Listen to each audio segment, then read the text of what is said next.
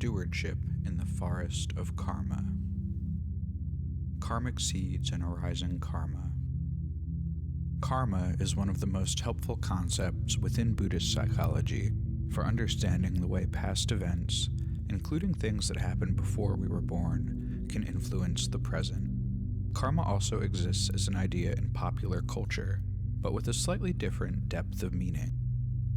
Today we will explore some Buddhist ideas of karma using modern, straightforward language. As we practice observing karma in real time, we begin to unlock the direct knowledge of freedom from suffering. Every experience is recorded, and its impression lies dormant in the inner space of the mind. We can imagine each unit of impression, each recorded experience, as a single seed containing the memory of a past-present moment. After the original experience fades, its karmic seed is planted in the soil of the mind. Each karmic seed contains an impression of the sense information, the feelings in the body, the thoughts, and the emotions that were present in the original experience. When the conditions are right, the contents of a seed may arise again, sprouting and ripening and bringing back the real experience of those original feelings that were contained within the seed. Sometimes, when a karmic seed arises, all of the feelings of the original event are perceived in full force. Other times, some combination of the original feelings are perceived. Since the original event is no longer present, this can be a confusing and disorienting experience. It is also a universal experience of human beings. Complex emotions, painful memories, and so forth arise, often without a clear source. Naturally, the acute experience of all of our memories is never active all at once. The vast majority of memories dwell below the surface or in the storehouse until conditions align for their re-arising. We talk about existential dread, ennui, the burden of existence. We have all had intense feelings arise seemingly out of nowhere. This process is happening constantly, from the biggest, deepest, most pleasant or most painful feelings to the commonplace, fleeting feelings that swirl in the midst of daily activity. Karma is always arising and receding as our experience unfolds and evolves. Sometimes the connection to the past is clear, and we can understand it intuitively, such as in the language of triggers and post-traumatic stress. More often, we flail and grasp, doing our best to pin this arising experience to some circumstance in the present moment, to rationalize away its meaning in a way that only serves to reinforce our misunderstanding, to place blame, to say if only. While we push away these arising feelings and grasp onto some comforting narrative, it is easy to miss the way these feelings may be intertwined with past experiences, past traumas, and past memories coming to fruition in the present. It may be easy to miss the helpfulness and wisdom contained in this arising, for it is only when karma arises that we have a chance to release it. As we react, push away the feelings, and cling to egotistical views and narrative, we harvest the fruit of the arising karma and replant the seeds a little bit deeper. These seeds will inevitably arise again the next time the conditions are aligned to their arising, becoming more deeply intertwined, reinforced, rooted, and interconnected with each replanting. The mind contains a great deal of information, the majority of which lies dormant, the knowledge we carry but are not actively recalling until circumstance calls it forth. This resembles something in the spectrum of subconscious or unconscious or long-term memory in modern psychology, both in terms of the way it exists below the surface and the way it is inextricably tied to our present experience and our interpretation of reality. We could say, however syncretically, that karmic seeds dwell in the long-term memory and body memory, while karma arises in the active perception and working memory. When even a single condition in the present moment matches a condition contained within a karmic seed, that moment is fertile for the seed's re-arising. For example, a smell can trigger memories and emotions. The smell in the present moment was the condition that led to the deeper feelings and memories arising. A pain in the body can lead to an arising thought. A thought can lead to an arising emotion and sense experience. The color of a stranger's shirt can trigger the memory of an old friend, and so forth. One or multiple conditions in the present moment may trigger the arising of one or multiple conditions contained within the karmic seed. Perhaps the old feelings will arise, perhaps the mental imagery, perhaps the sensations in the body, or some combination thereof. If we observe this process non-judgmentally, we can even gain insight into the origins of these feelings and watch them disentangle as they arise through gentle observation, without grasping or pushing away. In our untrained state, without the tools to observe gently, the process of arising and replanting the seeds of karmic experience serves only to reinforce our tendency to grasp onto this idea of self, of ego, of separateness or superiority or inferiority from others. This process reinforces suffering and obscures the awareness of our inherent Buddha nature. This is the natural process of karma, arising interconnected patterns of thought, arising feelings, and arising patterns of behavior that reinforce the collective suffering.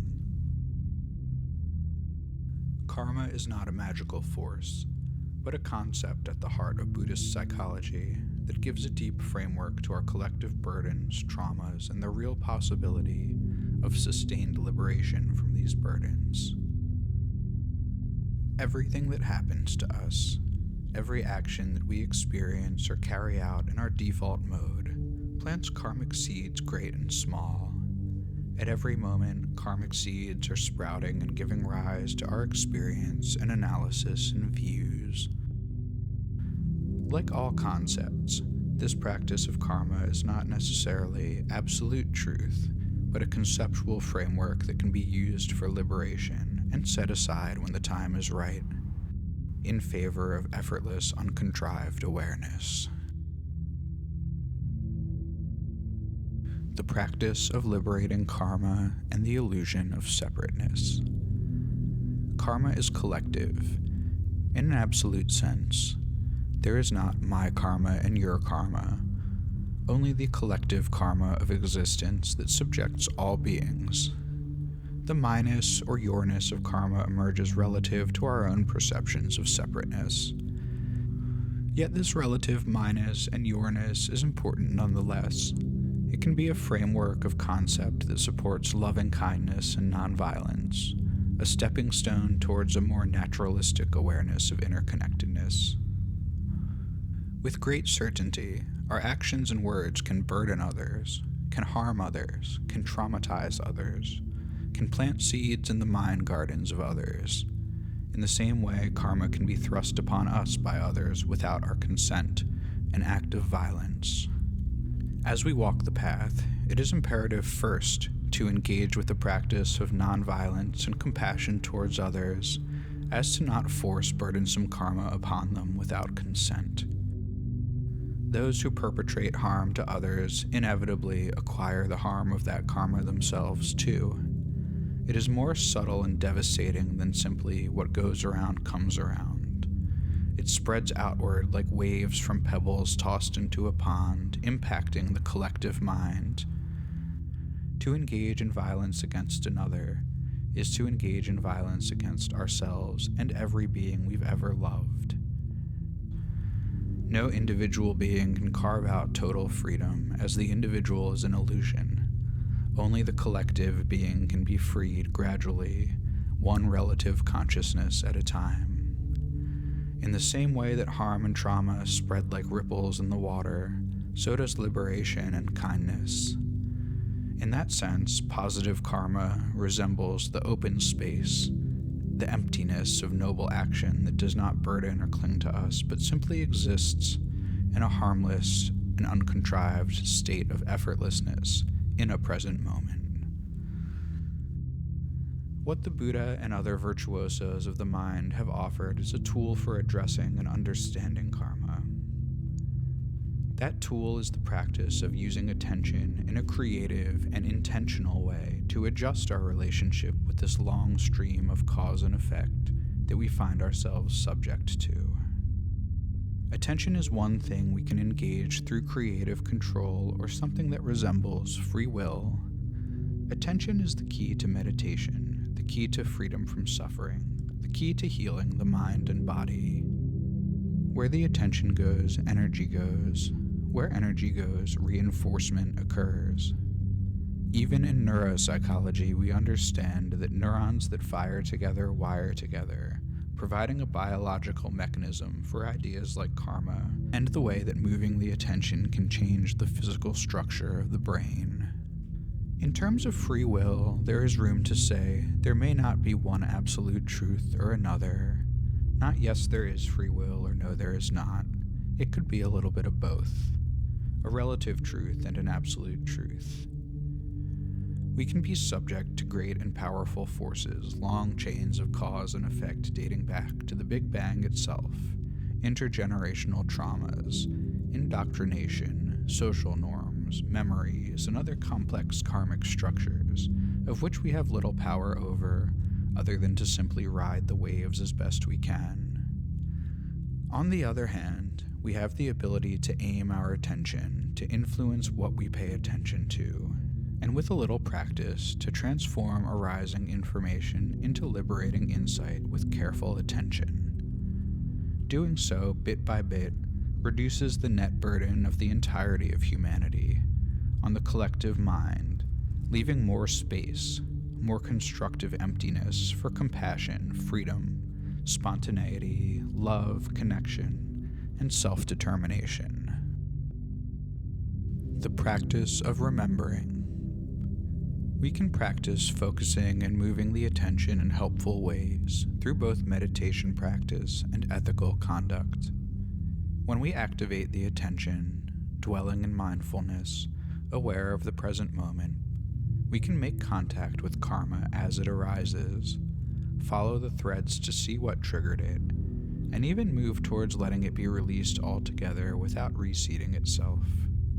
We can do this by seeing it as it is, without grasping or pushing away, without saying, this arising thought is mine, this is me. We simply watch the procession of arising and fading away. As we do so, we can even cultivate a childlike sense of curiosity, of wonder, of joy, working towards an effortless state of uncontrived awareness outside of the burden of the ego. This process may begin on the meditation cushion, but can transcend acute practice and become a way of life, a default mode of cognition, so that we slow down and stop the accumulation of karmic seeds, while becoming a force of liberating insight to all around us.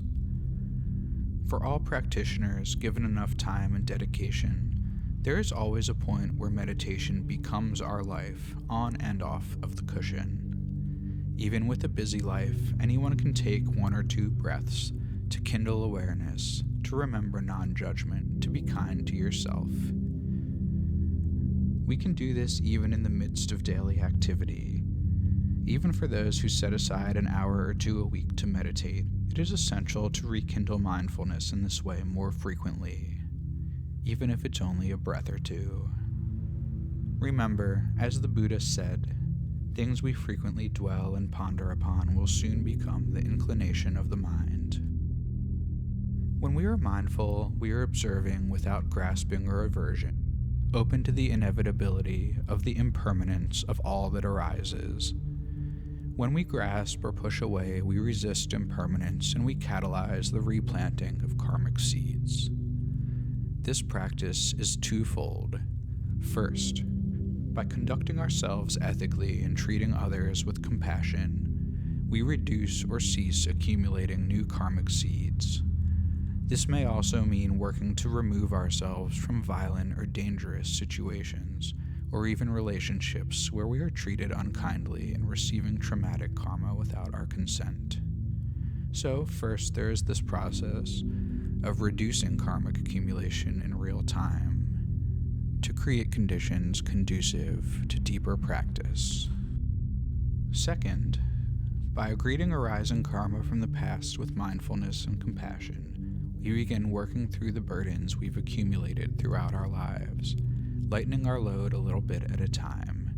In the beginning, we can start slowly, but as we become empowered and confident in the process, we can delve deeper into our more complex burdens, gradually and at our own pace.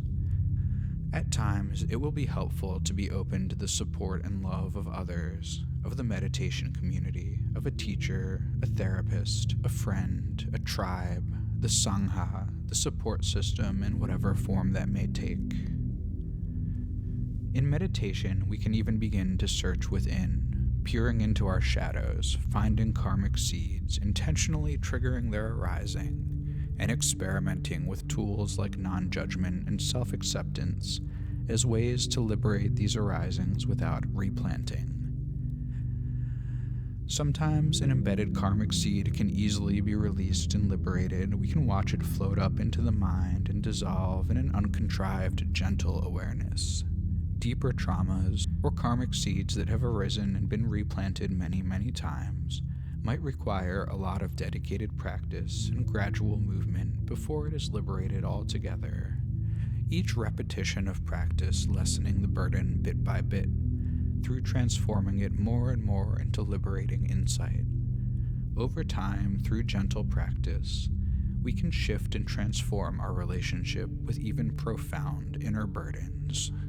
So in summary, with each present moment in our untrained mode, we are constantly engaged in clinging and pushing away. When we acquire the practice of meditation, the practice of liberation, each present moment is a crossroad where we can either cling and push or attempt to engage mindfulness and dwell in compassionate non-judgment. It may start out feeling difficult or unnatural, requiring great effort, but with practice, it becomes effortless. The antidote for our karmic burdens is compassion. I often use the term remembering as an easier way to grasp mindfulness. When we are mindful, we simply remember to react to the next arising moment with compassion, with acceptance, with nonviolence, with awareness of its fleetingness, and thereby without reinforcing our burden or the burdens of others. This is one path to gradual liberation. Resting in the forest of karma. I imagine a karmic forest or garden within the mind. When we are born, it is simply fertile soil, a blank slate. As we grow and age, as things happen to us, the karmic seeds are planted one by one.